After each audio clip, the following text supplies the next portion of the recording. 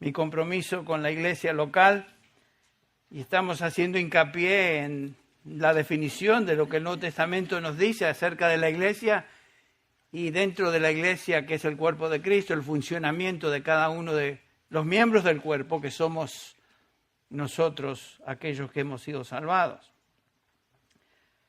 No es normal hoy en día ver iglesias locales con creyentes comprometidos, realmente comprometidos con la congregación. Eso no es algo muy normal. La mayoría de los creyentes no tienen un concepto bíblico de la iglesia y como resultado, como consecuencia, entonces no saben o desconocen la función de cada miembro dentro de la iglesia. Como estamos observando en este estudio, la iglesia no es un lugar o una denominación o un edificio. La iglesia es la asamblea de los redimidos. Así se presenta en el Nuevo Testamento, los llamados a salvación, los que el Señor ha llamado a comunión con su Hijo Jesucristo. La iglesia es el cuerpo de Cristo, como hemos leído en la lectura devocional, y también Pablo lo enseña en 1 Corintios 12, compuesto de aquellos que han sido incorporados en el cuerpo por medio del bautismo del Espíritu Santo. Esa es la función del bautismo del Espíritu Santo, incorporarnos dentro, identificarnos dentro de la iglesia de Cristo. Y por supuesto la iglesia, visto desde ese punto de vista, entonces es un organismo vivo, espiritual. No es simplemente un edificio o algo mecánico. En ese organismo vivo, Cristo es la cabeza y los creyentes, nosotros, somos miembros del cuerpo, unidos a Cristo por medio del Espíritu y por supuesto por medio del mismo Espíritu, unidos unos con los otros. Entonces eso es muy importante de tener en mente y recordar cuando pensamos en la iglesia. Claramente Pablo nos enseña por medio de esta doctrina de la iglesia y particularmente por la analogía preferida de Pablo, que es el cuerpo, nos enseña que nuestra relación particular con Cristo como la cabeza y nuestra relación el uno para con el otro como miembros del cuerpo. Entonces la iglesia de Cristo es una referencia a todos los que han sido redimidos y están espiritualmente unidos a Cristo por el Espíritu Santo. La iglesia de Cristo invisible en el mundo, o sea, la iglesia universal, se manifiesta visiblemente en congregaciones locales. Y eso es lo que notamos en el Nuevo Testamento. Por eso Pablo escribe sus epístolas o a un líder de una iglesia local o a una iglesia local, en una localidad particular. En el libro de Efesios o la epístola de Pablo a los Efesios, Pablo se dirige a los santos en Éfeso. Aquí es donde cada miembro de la iglesia funciona usando sus dones y sus ministerios particulares. En el pasaje que leímos notamos que cada miembro recibe un don espiritual, según la medida del don de Cristo, dice el apóstol Pablo, versículo 7 del capítulo 4 de Efesios. Pero cada uno de nosotros, o a cada uno de nosotros, se nos ha concedido gracia. De la gracia, multiforme gracia de Dios, a cada uno de nosotros se nos ha concedido gracia por medio de dones para funcionar dentro del contexto de la iglesia local y ejercer esos dones para el bien de todos. Es básicamente lo mismo que el apóstol Pedro dice en su primera epístola, en el capítulo 4, versículo 10. Dice así Pedro, según cada uno, noten otra vez el énfasis, cada uno, nadie es una excepción. Todos los creyentes han recibido uno o más dones del Espíritu Santo. No hay creyentes que no han sido dotados. Todo creyente tiene uno o más dones porque el Espíritu Santo reside en cada creyente y por esa razón posee dones. Dice Pedro otra vez, según cada uno ha recibido un don especial, úselo. O sea, no están ahí de adorno, noten eso, úselo. sirviéndoos los unos a los otros como buenos administradores de la multiforme gracia de Dios. Y aquí Pedro describe a los dones, los divide en dos tipos de dones. El que habla, que hable conforme a la palabra de Dios o a las palabras de Dios. El que sirve, que lo haga conforme a la fortaleza que Dios da para que en todo Dios sea glorificado mediante Jesucristo, a quien pertenecen, y aquí una doxología, a quien pertenecen la gloria y el dominio por los siglos de los siglos. Amén. Entonces, Cristo, nos dice Pablo en el capítulo 4 de Efesios, da por su gracia dones a los creyentes. En el versículo 11 dice, Él, Jesucristo, dio a algunos el ser apóstoles, a otros profetas, a otros evangelistas, a otros pastores y maestros. Y noten, el énfasis es este, Él mismo dio, es algo enfático en el original. Jesucristo mismo dio estos dones a cada uno de los que le pertenecen. Y dio gracia. La palabra don es la traducción de la palabra charis en griego, que quiere decir gracia, y por supuesto es lo mismo que el apóstol Pedro nos dice. Cada uno hemos recibido un don, otra vez la palabra gracia o charis. Los dones obviamente son dados por Cristo y como mencionamos no tiene nada que ver con algo que nosotros nos ganamos. Es un don, es por gracia de Dios. Así como Él nos salvó, Él también nos concede dones para funcionar en el ministerio de su iglesia. Otra cosa que podemos hacer hincapié es que uno no escoge el don. Yo no escojo el don que quisiera para servir en la iglesia. Es algo que el Señor Jesucristo escoge y dota a cada uno de sus siervos. No escogemos nuestro don, nuestra función dentro de la iglesia, nuestro servicio, sino que Cristo escoge y Cristo concede capacidad para funcionar. Es obra de Cristo.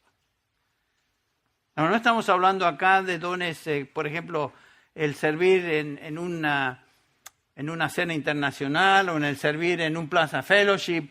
Eso no necesariamente es la expresión de dones, aunque sí, gente dotada funciona y sirve de esa manera para el bien de los creyentes. Aquí Pablo está hablando y Pedro habla de dones espirituales, capacidades dadas por el Espíritu para funcionar como es debido el funcionamiento adecuado del cual leímos en Efesios 4:16. Son dones del Espíritu. Otra vez, no escogemos el servicio particular en la iglesia, no escogemos el don que queremos en la iglesia, sino que Cristo, así como por gracia nos salvó y nos escogió, de la misma manera Él nos concede dones. Así que no estemos pensando en los dones de otros y envidiando los dones de otros o menoscabando el don de otros, porque no todos tenemos los mismos dones. Obviamente algunos son más sobresalientes que otros, pero como vimos en la meditación de 1 Corintios 12, aún los miembros que son menos visibles o de menos honra, los cuidamos y los vestimos mejor, etcétera, etcétera. Y Pablo hace hincapié en eso, porque todos tenemos dones, pero no todos son del mismo tipo de dones. Por eso todos somos de valor. El don que Dios me ha dado, debo ejercerlo o el cuerpo se siente. Mi mano tiene 5 dedos, por lo menos la última vez que los conté, estaban ahí. 5 dedos. Si un dedo se lastima, ¿qué pasa? El resto del cuerpo se siente. Y no es menos importante un dedo, es tan importante como el resto del cuerpo, pero el punto es que todos los miembros funcionan de acuerdo al diseño que Dios hizo para tal miembro. Lo mismo en la iglesia. Cada cristiano es llamado a una función particular y junto con esa función el Espíritu Santo concede la capacidad para llevarla a cabo. Entonces estamos aquí en una manera considerando el llamado de Dios, el llamado de Cristo para servir en su iglesia. Es un llamado. Y por eso Él concede a la iglesia hombres llamados de diferentes descripciones de estos hombres, apóstoles primero, profetas, pastores, maestros, etc. Pero tenemos todo don que Él nos concede, es un llamado para servir dentro de su iglesia. Y cuando hablamos del llamado del Señor al ministerio, a servir en su iglesia, debemos tener presente que no es algo que, otra vez, que nosotros escogemos. Nadie se llama a sí mismo para el ministerio. Nadie se llama a sí mismo para pastorear, para ser anciano, para ser maestro en la iglesia. Tristemente hay muchos que se autodenominan pastores, autodenominan hoy en día muy común apóstoles, que por supuesto en la definición del Nuevo Testamento de apóstoles ya no hay apóstoles. Cumplieron una función de fundamento, establecieron el fundamento doctrinal y se acabó la función de apóstol. No hay necesidad por eso, o de eso. Lo mismo que los profetas del Nuevo Testamento, que tenían una función de hablar lo que Dios estaba revelando. Pero cada uno, de nosotros tenemos un llamado particular para servirle según su voluntad y según su diseño. Recordemos que Él es la cabeza. Él es la cabeza de la iglesia. Y nosotros somos miembros que respondemos y funcionamos según la dirección, instrucción y capacidad, poder que recibimos de Él. Eso es la iglesia y eso es como la iglesia funciona, cada uno de nosotros dentro de la iglesia. Estamos todavía repasando parte de lo que vimos la última vez. Es un tema muy importante. Por eso dije la última vez que tratamos de cubrirlo una vez al año en particular. Es muy importante de entender lo que es la iglesia. Estaba repasando hoy, me gusta repasar en el catálogo nuestro, caras, fotos, hermanos que son de la congregación, orar por varios de ellos en particular, pero estuve notando esta mañana que muchos de los que están en el directorio ya no están con nosotros, por motivos X. Entonces uno se pone a pensar qué habrá pasado con los hermanos. Son parte del cuerpo visible de Cristo aquí, pero no los vemos y uno se preocupa un poco. Pero qué interesante ver los que están en las fotos, y algunos de ellos pre-COVID en las fotos, y luego de post-COVID, como que las fotos o las personas que estaban representadas en las fotos desaparecieron. Y me da tristeza por un lado. Por un lado entiendo muchos por precaución, muchos porque se han enfermado, muchos por los motivos que sean, no están con nosotros hoy. Y sin embargo, me recordaba que todos somos miembros de un cuerpo, ese cuerpo aquí visible dentro de lo que es Grace Community Church en español. Y obviamente notamos en la enseñanza y en lo que hemos estado repasando juntos, que la iglesia está compuesta de miembros que pertenecen el uno al otro en una relación interdependiente, como vamos a ver. Y eso es lo que me preocupa, que toda la gente que estaba aquí ya no está acá. Quiere decir que algo está pasando en sus vidas y nosotros perdemos también, porque somos todos miembros en una relación interdependiente, que quiere decir dependemos el uno del otro.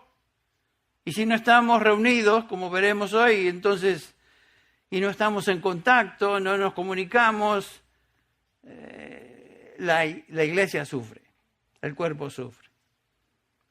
Y por supuesto no existe en el Nuevo Testamento, como ya estudiamos, la idea de cristianos independientes.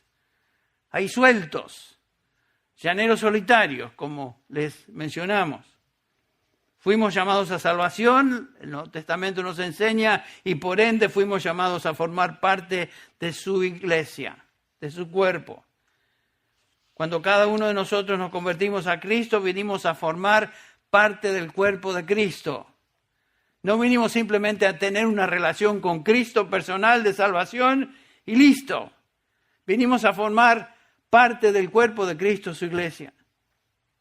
Somos convertidos, relación con Cristo eterna y espiritual, obviamente para siempre, pero también una relación espiritual con aquellos que son de Cristo, los hermanos en Cristo.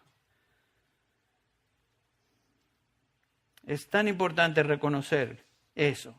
Y para cumplir nuestra función como miembros de ese cuerpo tenemos que ser parte del cuerpo e incorporarnos y manifestar nuestro interés y compromiso con ese cuerpo local.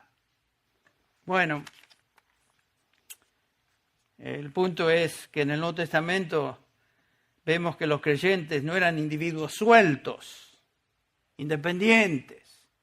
¿Se acuerdan la descripción de la primera iglesia en el capítulo 2 de Hechos?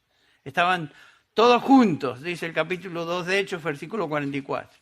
El versículo 42 nos dice Lucas que se dedicaban continuamente a la doctrina de los apóstoles, a la enseñanza, a la comunión, a la participación de los elementos de la Santa Cena, etc. Compartían todas las cosas unos con otros. Era un cuerpo visible que demostraba un ministerio mutuo, interdependiente, y eso es lo que somos. La mayoría de ustedes pertenecen a esta iglesia, a esta manifestación visible del cuerpo de Cristo que es Grace Community Church en español. Algunos simplemente asisten, pero no se han comprometido todavía con la iglesia. Estoy hablando de compromiso demostrado por medio del bautismo, integrándose a la membresía de la iglesia, etc. Y el deseo es que tomemos conciencia de eso, si estamos fallando ahí. Recordemos lo siguiente, ninguno de nosotros está en la iglesia como adorno. El Señor nos colocó en la iglesia, no como un adorno esos del arbolito de Navidad, nos colocó aquí para servirle en el contexto de la iglesia. Para servirle a Él y, por supuesto, esto demanda compromiso con la iglesia local. Algunos se sintieron tal vez que estaba dando bastante palos porque hacía tanto hincapié en eso y lo digo con todo cariño. Y el énfasis mío es tratar de enfatizar lo que el Nuevo Testamento enfatiza. Que pertenezco a Cristo, pertenezco a su iglesia y pertenezco a mis hermanos. Cada uno de nosotros, interdependiente el uno del otro.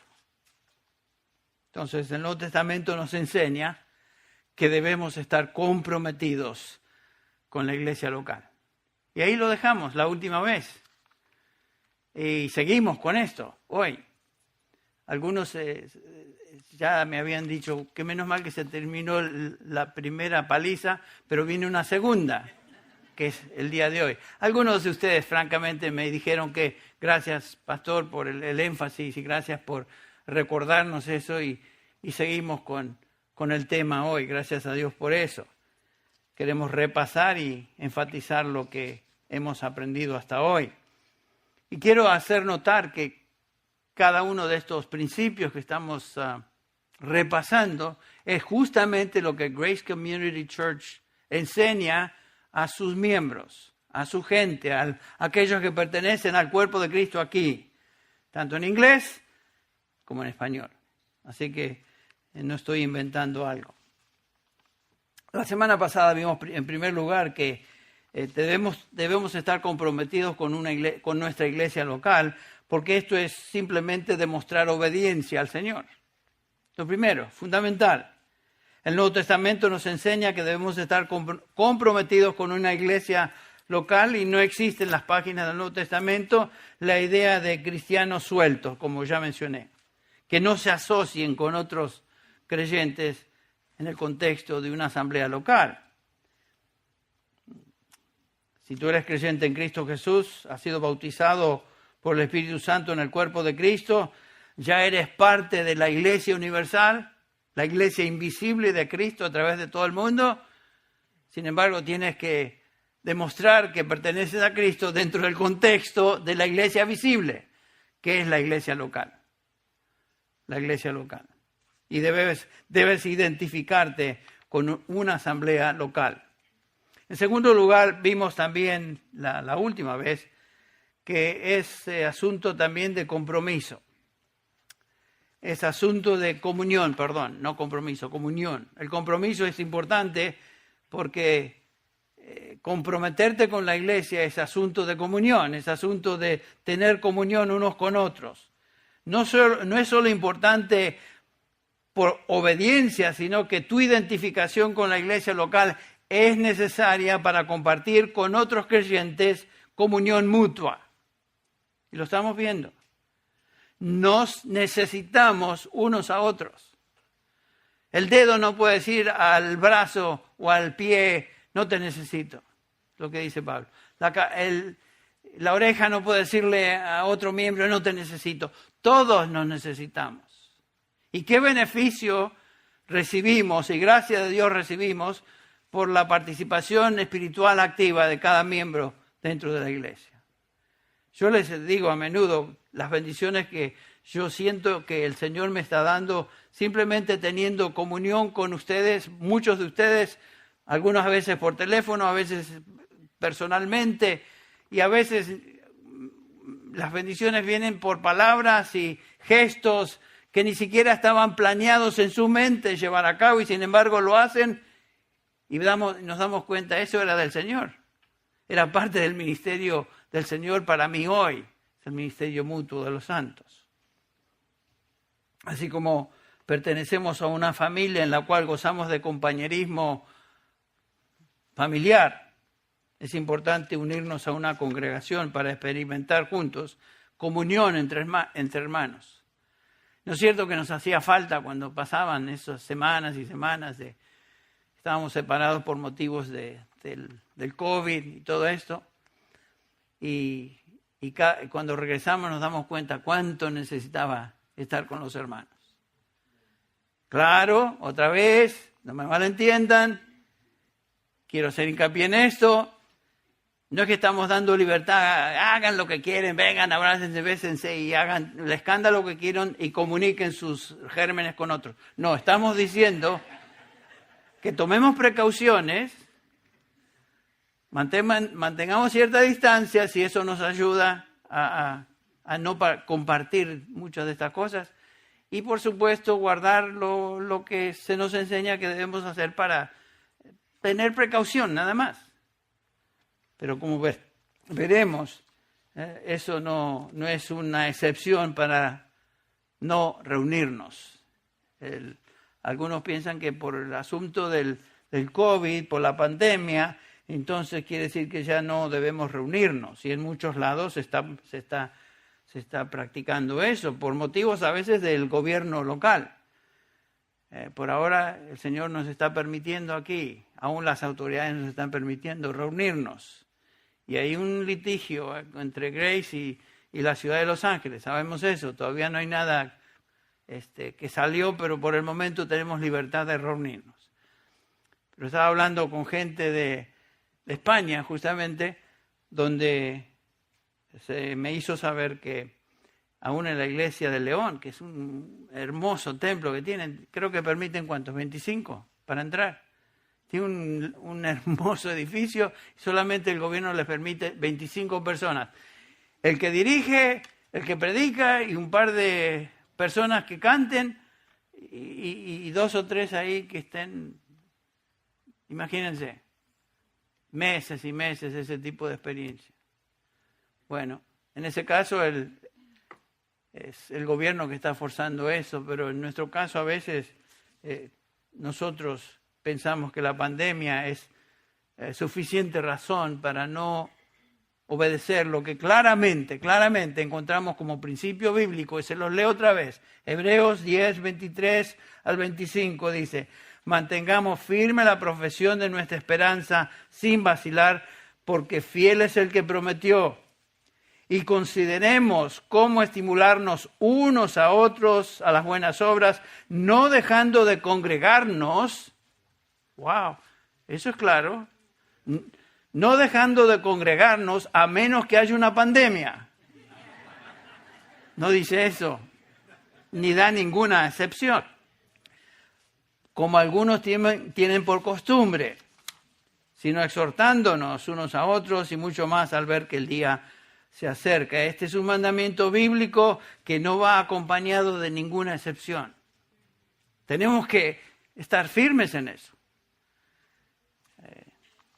La pandemia es algo que estamos sufriendo y tenemos que tomar precauciones.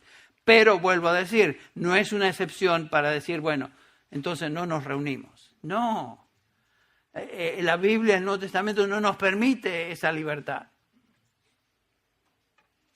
¿Cómo nos vamos a estimular al amor y a las buenas obras por Zoom? Bueno, parte se puede lograr. Pero ¿cómo vamos a participar de todos estos mandamientos unos a otros a través del Internet? No se puede.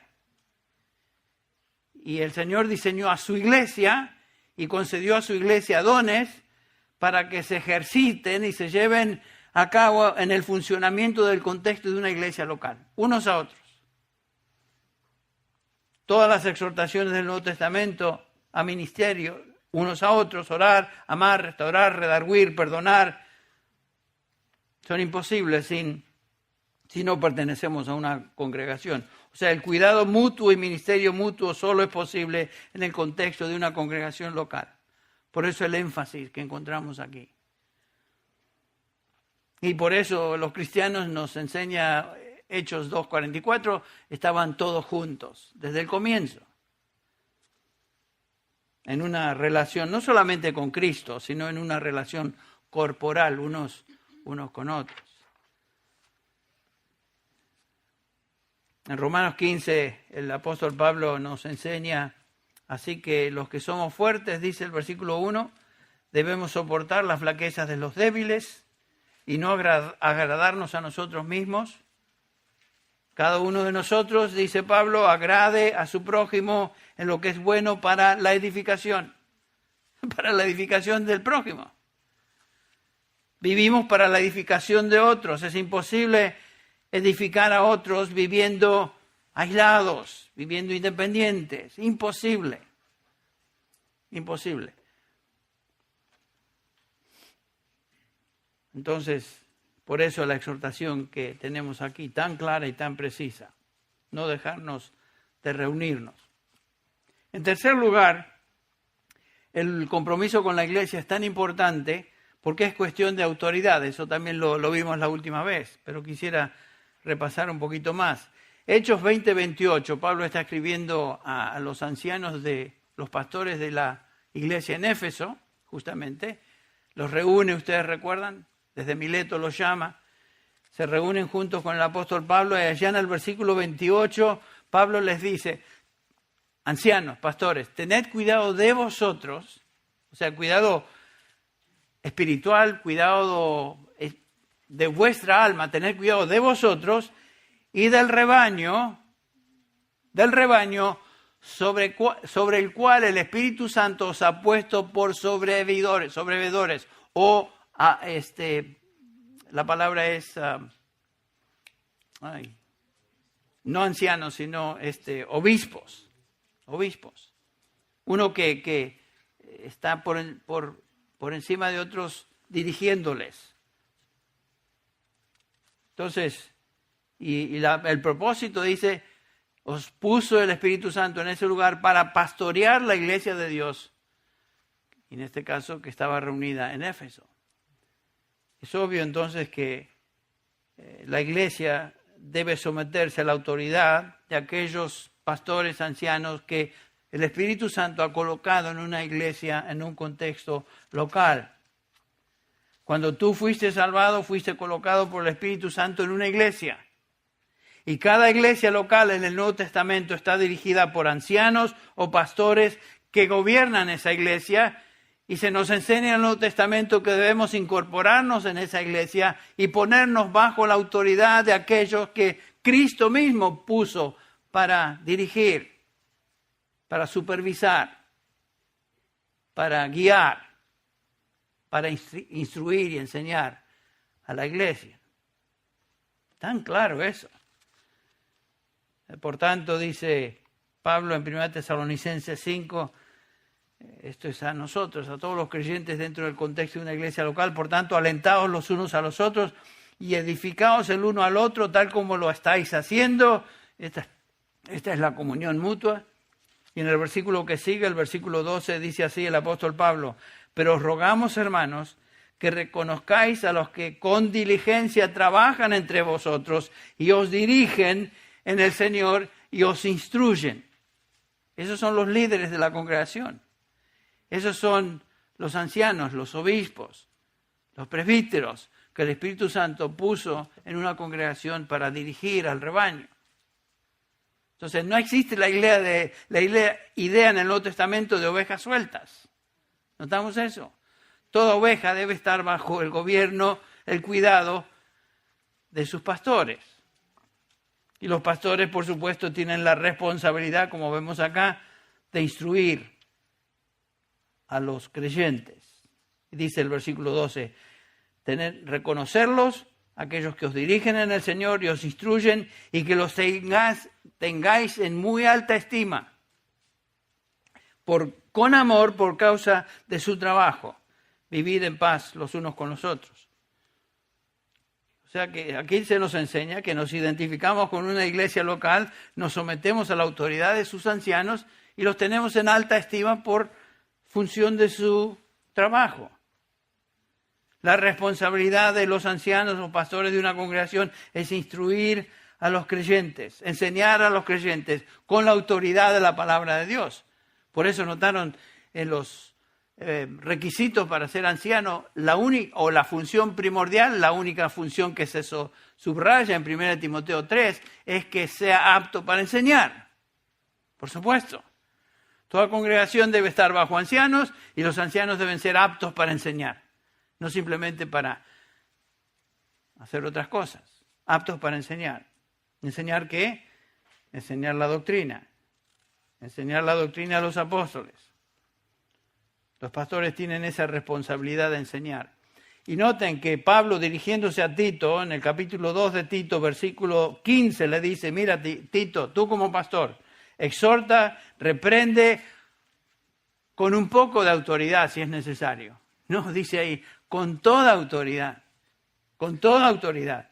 Que nadie te menosprecie. Entre paréntesis, a veces hacemos eso con algunos pastores. Oh, el pastor tal y cual, ese me cae bien. Este otro pastor, no, ese cuate. Y lo menospreciamos tal vez. No, es que no sabe cómo, tiene una manera de predicar que me cae gordo. Este otro sí. Y ahí tenemos el mismo problema de Corintios. Los de Apolos, los de Pedro, los de Pablo, los más espirituales, los de Cristo. Pero tenemos esa tendencia a dividir a los pastores en categorías y no, ese sí, ese no, aquel. Uy. Y Pablo dice, mira, Tito, tú predica y predica con toda autoridad. Y por supuesto, la única autoridad que tenemos como pastores empieza y termina con la Escritura. Lo que enseñamos es la palabra de Dios. Es la única autoridad. Yo solo puedo hablar lo que Dios dice y más allá de ello se acabó mi autoridad con nadie. Ustedes están bajo la autoridad de los pastores en la medida que ellos enseñan la palabra de Dios. Pero cristianos que andan sueltos no tienen autoridad sobre ellos para ser instruidos y guiarlos. Son como ovejitas sueltas ahí en el campo. ¿Qué hace una oveja sin su pastor? Estoy hablando de una oveja real. Se pierden, son tontas las ovejas. Son animales bastante tontitos. A menos que el pastor los guíe y los dirija. Y tal vez por esa razón el Señor usó el rebaño como ilustración de lo que es una oveja. Porque a veces hay creyentes que son como ovejitas un poquito así, que les falta un hervor o dos. Esa es la idea. Bueno, una oveja suelta no tiene protección. de su pastor. Y ese es el punto. Es importante. Otra cosa que mencionamos, el compromiso con la iglesia es asunto de identidad. Asunto de identidad. Si tú eres cristiano, tú estás identificado con Cristo. Un cristiano significa ser como Cristo, andar como Cristo. Es pertenecer a Cristo. Llevar el nombre cristiano quiere decir que pertenecemos a aquel que vino, murió, llevó nuestros pecados y resucitó, redimió a su iglesia. Si esto es cierto, entonces es lógico y apropiado que cada uno de nosotros nos identifiquemos con una iglesia donde se exalta a Cristo y se exalta su palabra. Se exalta a Cristo y se exalta su palabra. No tenemos derecho a decir, no, yo soy un cristiano independiente. Mi fe es mía, yo no molesto a nadie. Nadie tiene que saber que soy cristiano. No pretendo que otros crean como yo. Mi cristianismo es personal. ¡Qué tontera!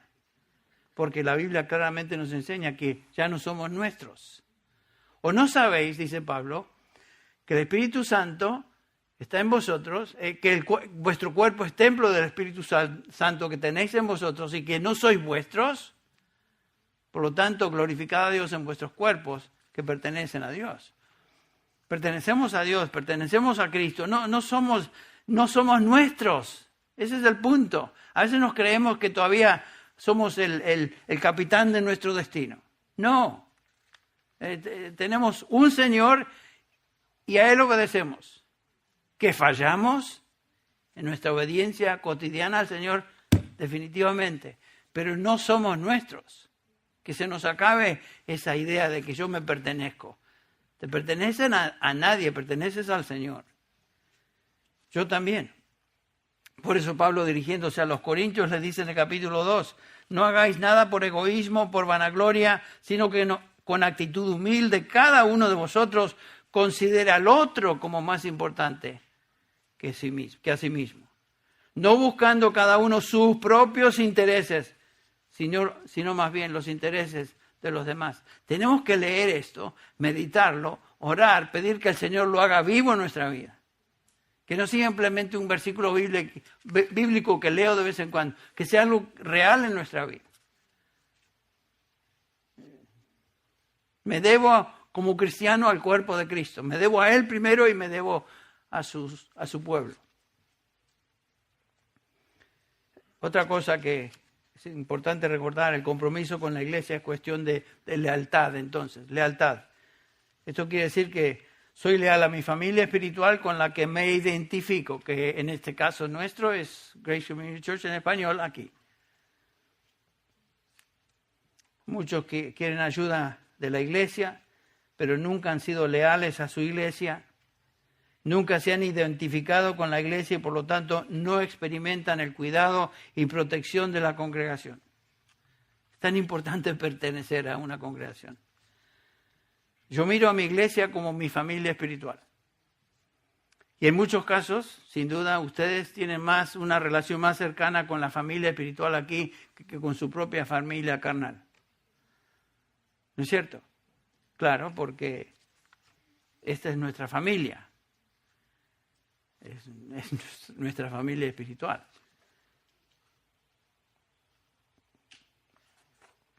Entonces, si es nuestra familia espiritual, debemos ser leales a esta familia espiritual. En otro punto, el número 6, si están siguiendo un orden, el compromiso con la iglesia es asunto de ministerio. Y ya lo hemos mencionado indirectamente. ¿Qué es la iglesia para ti? Comenzamos con esta pregunta la semana pasada. ¿Qué es la iglesia para ti? ¿Es simplemente el lugar donde vienes a cargar combustible? ¿Es el lugar donde vienes simplemente a comer? Algunos dicen, a mí me gusta ir a Grace Church porque ahí me alimento espiritualmente. Fenómeno, qué bueno. Pero no vengas acá simplemente para recibir alimento, porque no estamos tratando de crear o criar creyentes espiritualmente obesos. Estamos tratando de alimentar a las ovejas para que cada una de estas ovejas pueda servir en el contexto de la iglesia a otros. No simplemente recibir comida, sino usar eso. Este no es un restaurante, Es el lugar donde enseñamos la palabra para la edificación de todos. Bueno, en Efesios 4:11 Pablo nos recuerda, esa es la razón por la cual él dio maestros, pastores que fueron dados a su iglesia. ¿Con qué fin? Versículo 12, con el fin de capacitar a los santos, o sea, a los creyentes, para la obra del ministerio. O sea, la obra del ministerio es la obra de todos los santos, todos los creyentes. El alimento espiritual de la enseñanza es para que los santos se involucren en la obra del ministerio, en la edificación de otros. En Colosenses, en el versículo 13 de este mismo capítulo 4 de Efesios dice, hasta que todos lleguemos a la unidad de la fe y del conocimiento pleno del Hijo de Dios, a la condición de un hombre maduro, a la medida de la estatura de la plenitud de Cristo. Es la actividad de todos, la actividad de cada miembro que produce madurez en la iglesia. El propósito no es simplemente de que cada cristiano sea maduro individualmente, sino que la iglesia sea madura como cuerpo, de tal manera que cuando la gente mira a la iglesia, vean a Cristo. Esto sucede cuando todos ministran. Todos ministran. Ningún cristiano es un espectador simplemente en la iglesia. Es un concepto antibíblico. Cada cristiano es un miembro del cuerpo de Cristo y tiene una función particular que él debe usar para la edificación de todos. Eso ya lo hemos repasado. Número 7, ¿por qué es importante comprometerme con la iglesia local? Otra razón es la siguiente. El compromiso con la iglesia es cuestión de verdad, o de la verdad, debería decir. ¿Cómo escogemos o distinguimos una iglesia bíblica? ¿Qué es lo que nos une?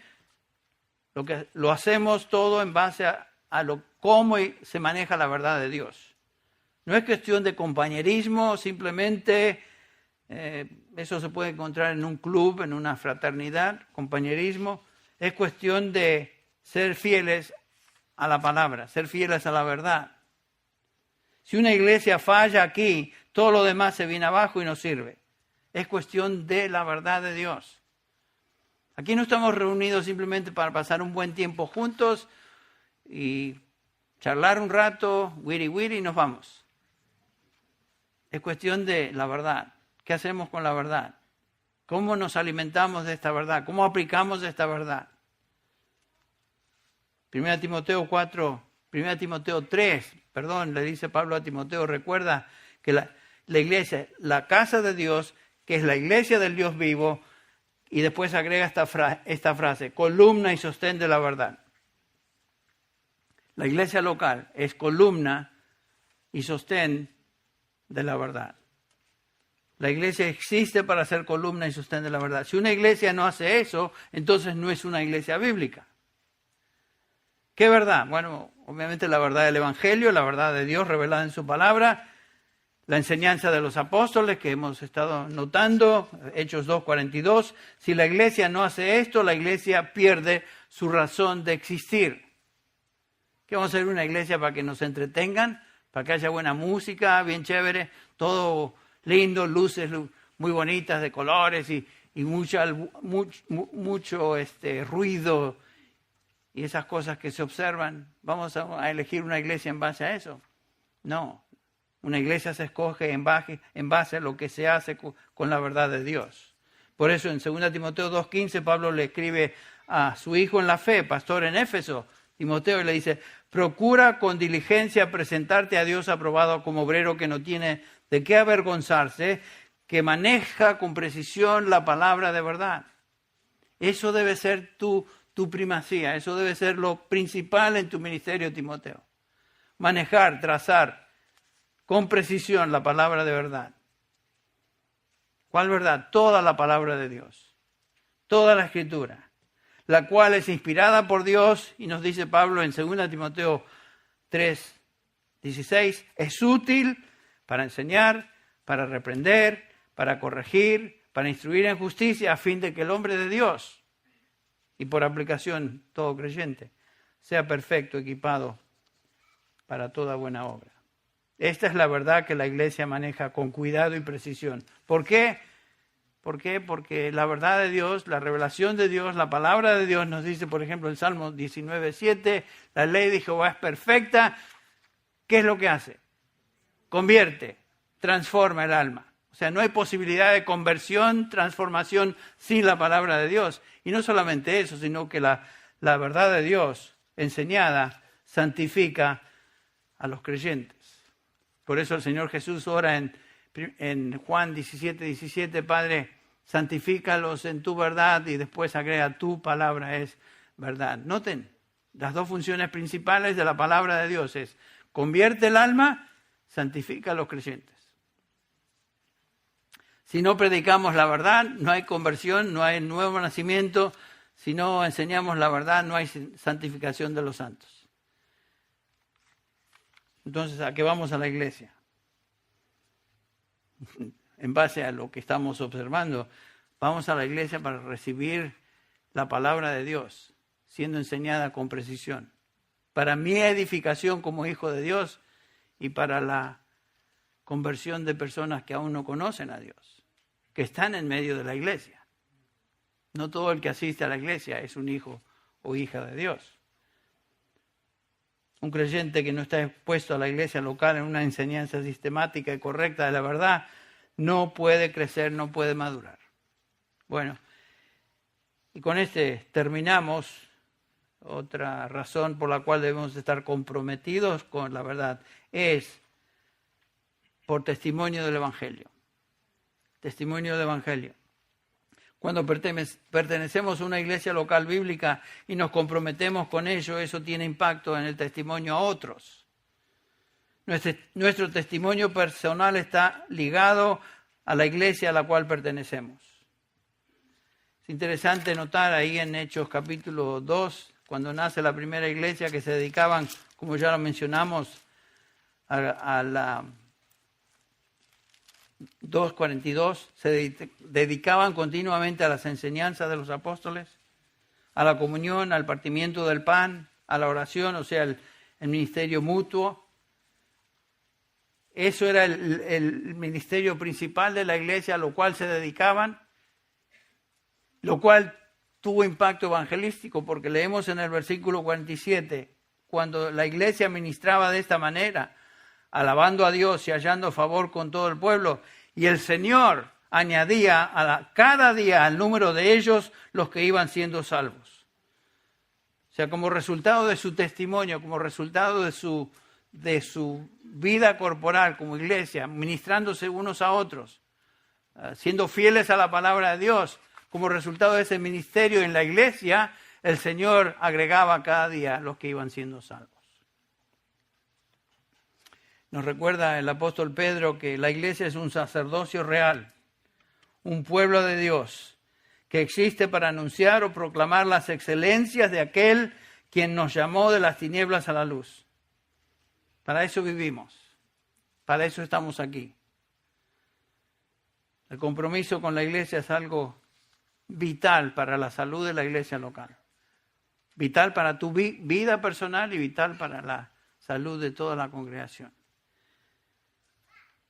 Entonces, ¿qué vamos a hacer con estas verdades que estamos examinando y que hemos escuchado? Tal vez me gustaría terminar con una pregunta que quiero que cada uno de nosotros nos hagamos.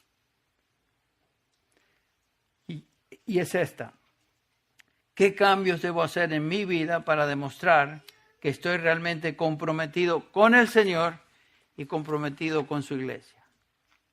El Señor, por su Espíritu, utiliza su palabra para hacernos ver ciertas áreas de nuestra vida que son deficientes en el contexto de lo que estamos hablando. Entonces, ¿qué cosas, qué cambios me está indicando el Señor para que yo sea más fiel a Él y, por supuesto, que esté comprometido con su iglesia?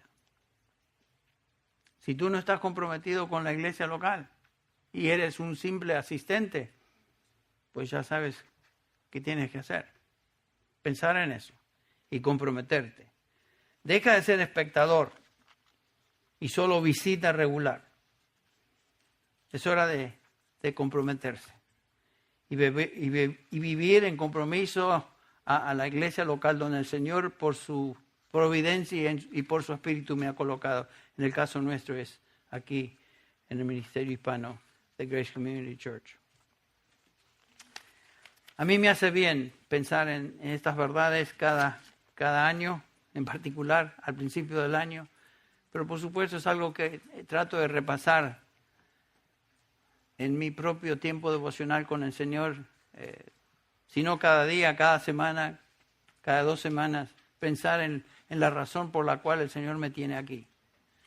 Pensar en los dones que Él me ha dado y hacerme la pregunta, ¿cómo estoy ejercitando esos dones? ¿Qué estoy haciendo para gloria de su nombre y para beneficio de mis hermanos?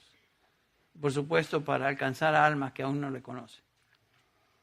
Es algo que todos debemos hacernos, ese tipo de pregunta y responder en obediencia a lo que entonces sí sabemos que debemos hacer. Vamos a culminar esta mañana con una palabra de oración, pedir que el Señor nos ayude por medio de su Espíritu a ser obedientes y comprometidos con su iglesia. Padre, te damos gracias por tu verdad, tu palabra que nos enseña, la Escritura es la palabra de verdad. Gracias, Señor, porque tú te has revelado en tu palabra. Tú no nos has dejado ni abandonado a tratar de adivinar tu voluntad para con nosotros. Tú la has revelado. Gracias, Padre, por esto. Ayúdanos, Señor, a crecer en el compromiso con tu palabra, con tu verdad, y como consecuencia nuestro compromiso con tu congregación, tu iglesia local. Señor, perdónanos, debemos todos confesar que somos negligentes tantas veces en aquello que sabemos es tu voluntad y sin embargo no lo obedecemos como debiéramos. Perdónanos, Padre. Revela a nuestra mente, a nuestro corazón, a nuestro espíritu en aquellas áreas donde debemos cambiar, cada uno de nosotros.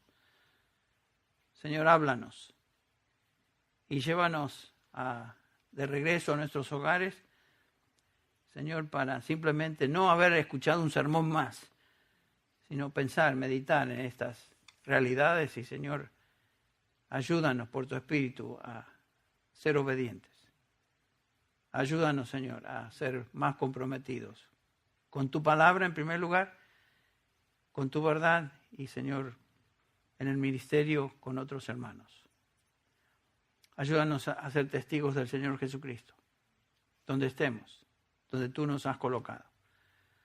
Señor, que no seamos escándalo ni piedra de tropiezo, sino todo lo contrario, motivo de bendición, motivo de gracia en la vida de otras personas. Señor, despídenos con bien, con paz, con bendición y entregamos el resto de este día en tus manos. En el nombre de Jesús.